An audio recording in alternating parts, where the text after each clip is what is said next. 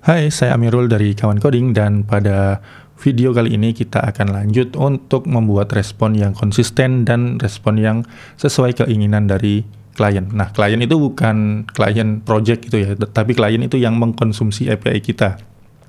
Misal kita kerja sama developer lain untuk mobile apps-nya atau web apps-nya, itu kita sesuaikan respon yang mereka inginkan gitu ya. Oke, jadi kita bisa aja sebenarnya lakukan cara seperti ini nih. Misalnya di listnya ya, di indeks ini, ya kita bisa aja mengubah ini dengan mapping secara manual, atau dengan kalau kita lihat store ini, kita bisa aja to do ini kita pecah sebagai array seperti ini, ada name, mungkin seperti ini ya, to do name, kemudian ada ID, kita tambahkan ID dulu, ya to do ID, jadi kita akan coba untuk create-nya ya. Nah, mungkin ada user, jadi user ini kita bisa ambil ya. Oke, user, kemudian di sini ada to do user seperti ini. Kita coba seperti ini aja dulu ya. Oke, status mungkin kita tambahkan. Oke, to do status. Oke, seperti ini kita coba untuk apa tadi, list to do ya. Kita cek. Oke, list to do seperti ini. Bukan, oh ini store ya, kita buat to do. Oke, belajar Golang, belajar API dong.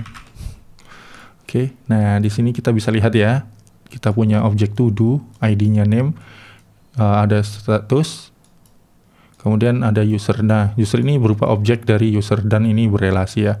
Oke, mungkin ini bukan to do, harusnya mungkin data gitu ya, karena ini ya API-nya seperti itu ya. Nah, ini ID 8, belajar API dong. Statusnya 0 ya. Dan harusnya statusnya ini ada ya harusnya ya.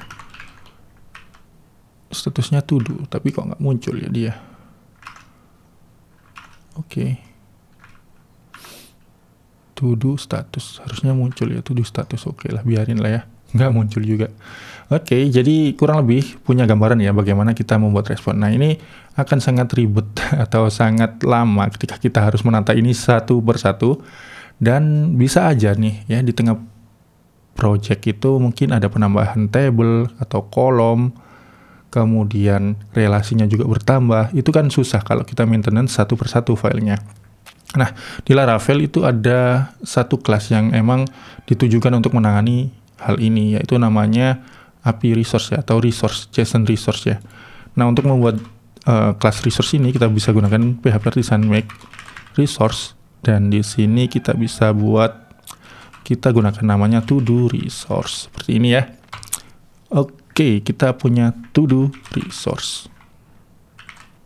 Oke, di to do resource ini kita bisa implementasikan untuk responnya nanti ya. Jadi kita coba dulu menerapkan resource ini ke dalam respon yang kita punya ini. Oke, jadi kita nggak perlu response JSON seperti ini lagi, tapi kita gunakan to do resource. Bisa kita gunakan make. Oke, kita gunakan make seperti ini aja ya. Kemudian di sini kita buat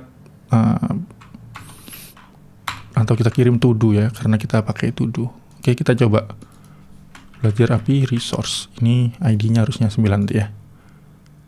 Oke, ini ID-nya 9. Cuman ini emang kita belum custom ya untuk responnya. Jadi emang kayak data yang pertama kali kita terima, cuman dia dibungkus dengan kolom atau property atau key data ini ya. Jadi seperti itu. Sekarang kalau kita mau mengubah ya, kita ubah di sini nih. Oke, jadi kita buat sebuah return ini, sebuah array ID. Oke, di sini kita gunakan request ID. This ID ya. Lalu di sini name, this name, lalu ada status, kemudian di sini kita this status, dan di sini ada user, this user ya. Oke, kita punya hal yang sama kurang lebih dengan yang tadi ya. Oke, resource. Oke, kita punya data yang seperti ini, ID-nya 10, namanya belajar API resource, terus statusnya nul. Kok nul ya? Kita coba lihat status. Kenapa jadi nul ya? Oke, entar ya.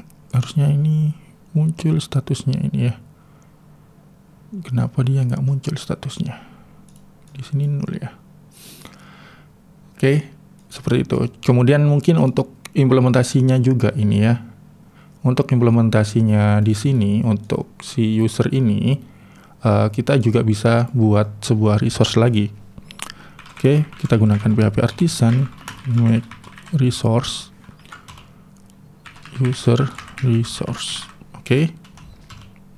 Nah, pada user resource ini kita akan buat responnya, misalnya kita hanya butuh ID, name, sama email ya. Karena ya email verified, buat apa ditampilkan gitu misalnya. Jadi kita buat di sini ID, this ID. Oke, kemudian ada name-nya user ya, this name, lalu di sini ada email, dan mungkin email mungkin ya antara perlu atau nggak perlu ditampilkan ya. Nah, supaya bisa dipakai di sini kita gunakan cara yang sama. Oke, user resource make this user. Oke, seperti ini. Kita coba send lagi. Syntax error. Oke.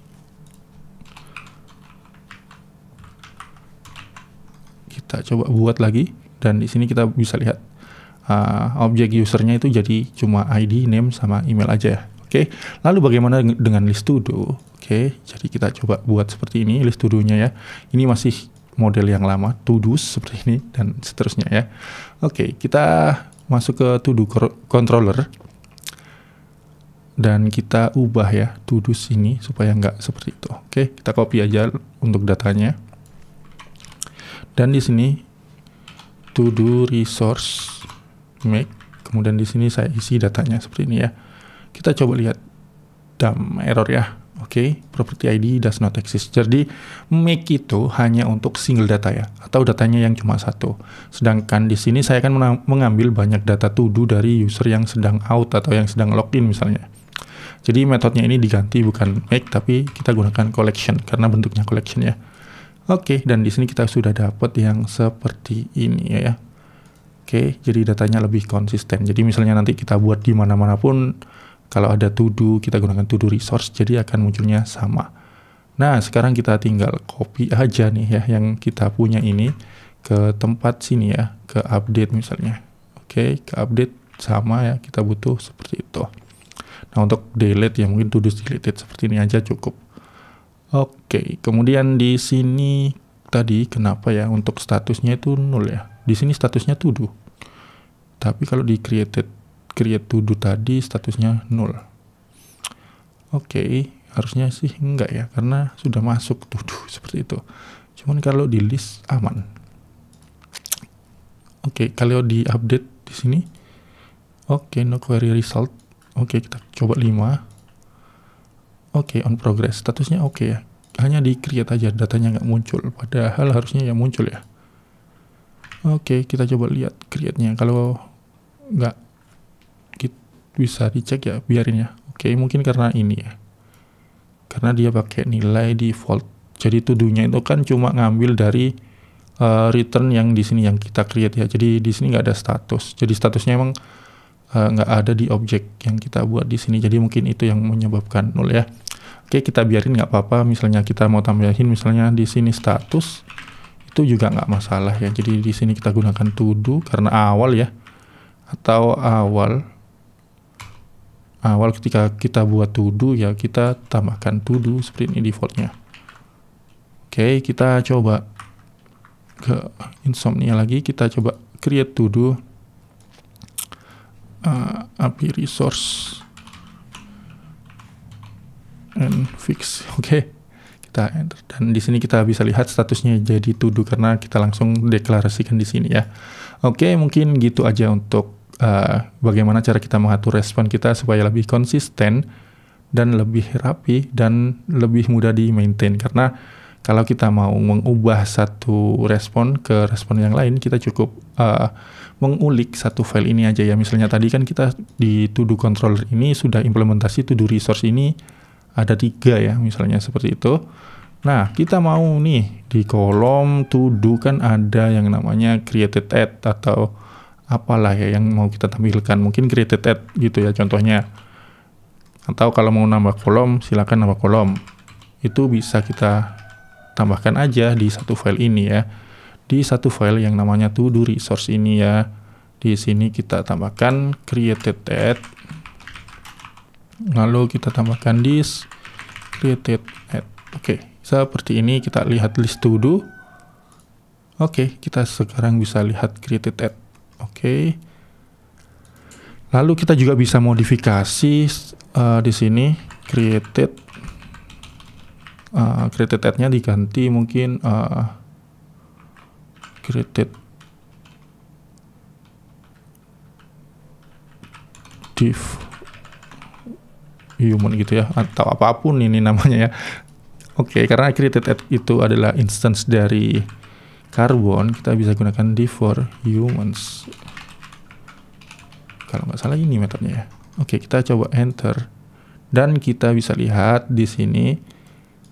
Oke, 1 minute ago, 4 minutes ago, seperti itu ya. Jadi kita punya fleksibilitas yang lebih dengan menggunakan kelas resource ini untuk mengatur respon pada API yang kita punya. Oke, kita lanjut di bagian berikutnya.